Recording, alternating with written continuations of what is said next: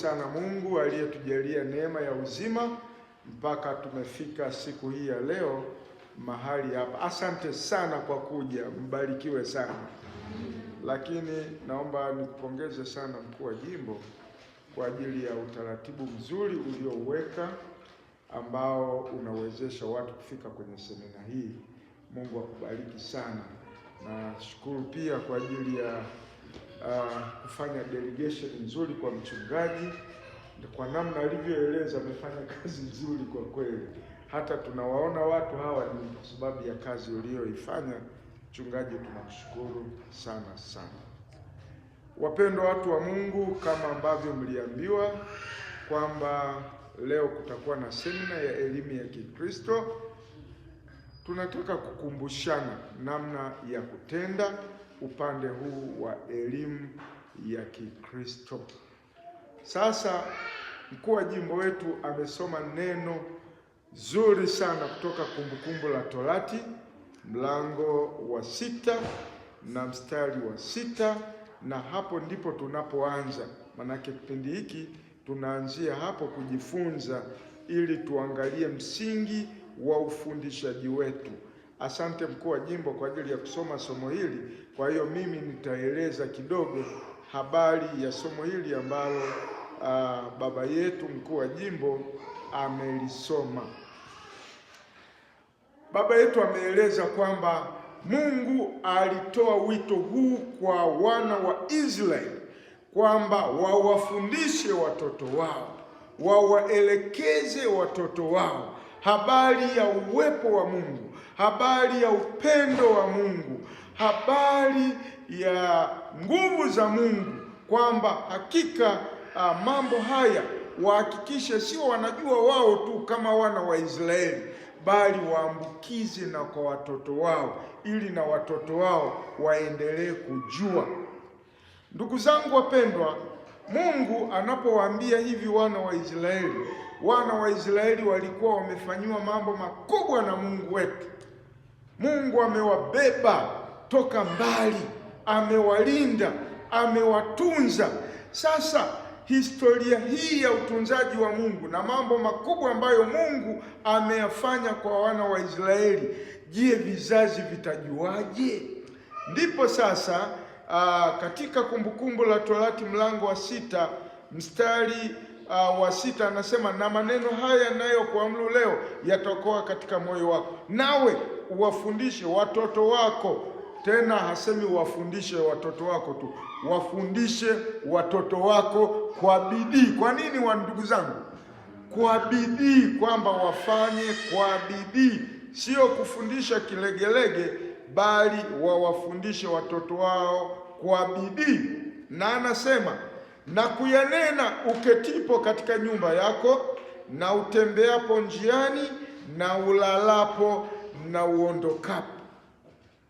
Nilikuwa najiuliza hapa, hivi tukiketi hivi sebuleni na watoto wetu, tunaweza tukawafundishaje neno la Mungu?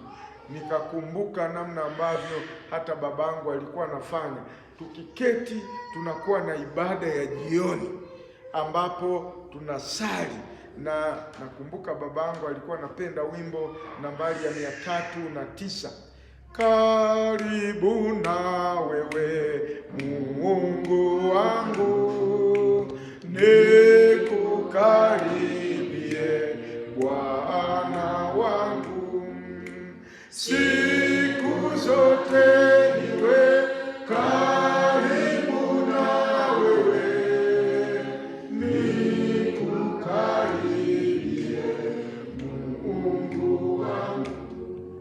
Halafu ukasoma neno la Mungu, labda Yeremia 33 mstari wa 3, kwamba niite nami nitakuitikia, nami nitakuonyesha mambo makubwa magumu usiyoyajua.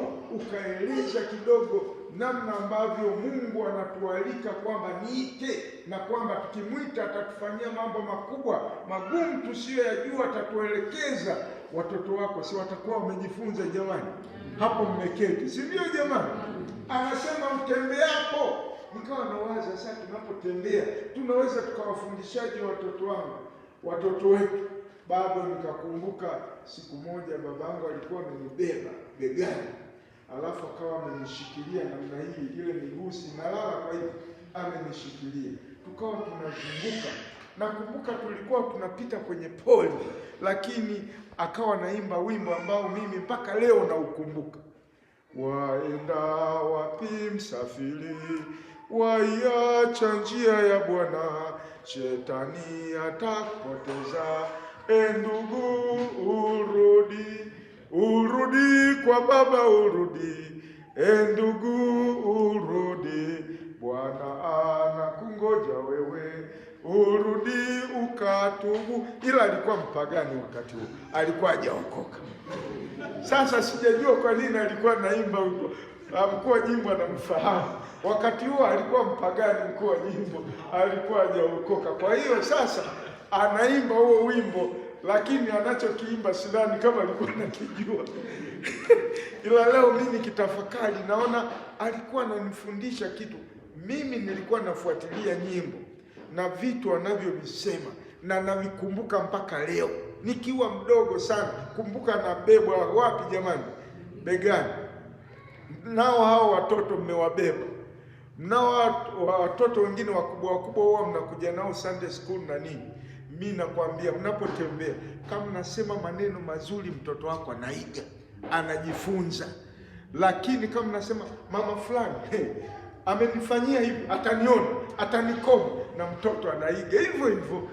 Utashangaa baadaye anasema, anawaambia wenzie, mtanikoma. Lakini ukasema tukamtembelee mama fulani, alipata shida jamani, tukamfariji mwenzetu alipata tatizo, ni jambo mwenzetu amepata shida, na mtoto anaiga ukarimu na roho njema, hivyo hivyo anaiga.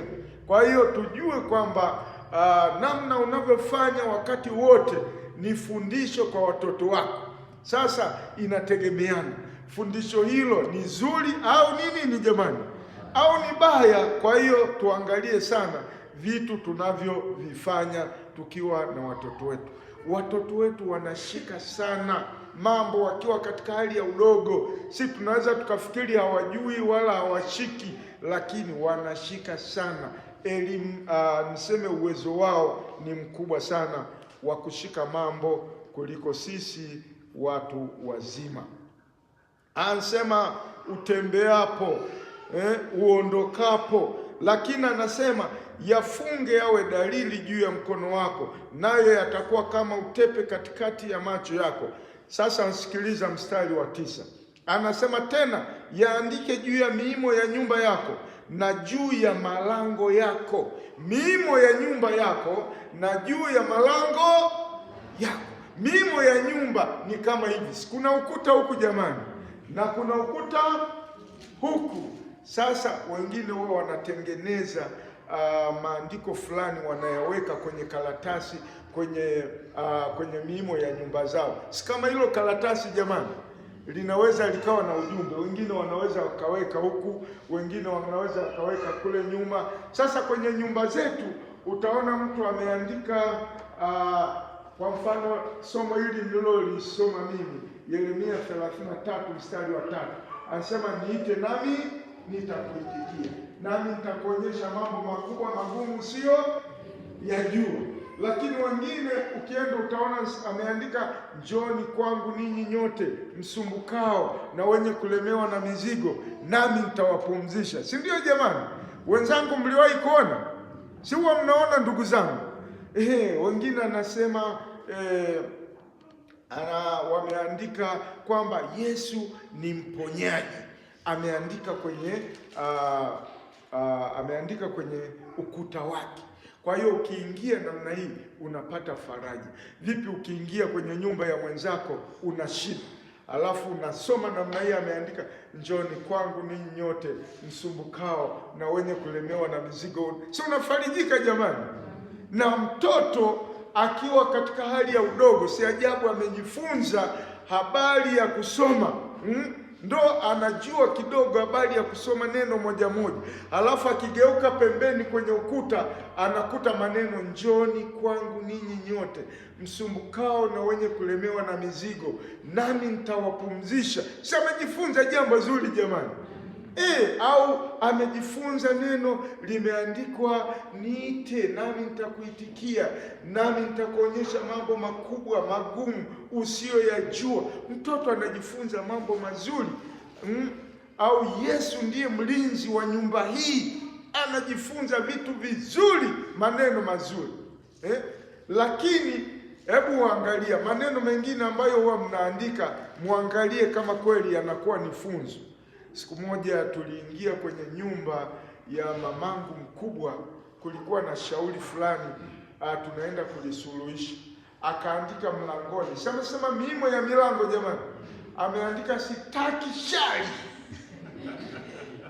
Nakumbuka mjomba wangu akisema njoo, si dada yake yuko, futa, ondoa haya maneno, futa kabisa, ondoa, sitaki nini shari. Ni maneno magumu. Yani hata mtoto wako anajifunza kwamba wewe yani ni mtu wa vituko, ni mtu wa shari. Kwa nini ukumbuke mambo ya shari? Sitaki shari. Na wengine wameandika kwenye miimo ya nyumba zao, ameandika ukiingia ndani maneno ya nyumba hii achage hapa uondoke. Ndugu zangu washarika, unafikiri hayo yanasaidia nini? Na mtoto anajifunza maneno magumu, ametoka kujifunza, wamemfundisha namna ya kusoma, anaingia, yawezekana amejifunza, lakini yawezekana tayari anajua kusoma toka muda, ndo anakuta hayo maneno kwenye nyumba, kwenye miimo. Neno la Mungu linatufundisha tuandike maneno ya kimungu. Haleluya! Tuandike maneno ya kimungu, hata uandike maneno magumu hayana faida. Andika mambo ya kimungu, namna Mungu alivyo na nguvu, namna Mungu alivyo ajabu, namna Mungu alivyo na upendo.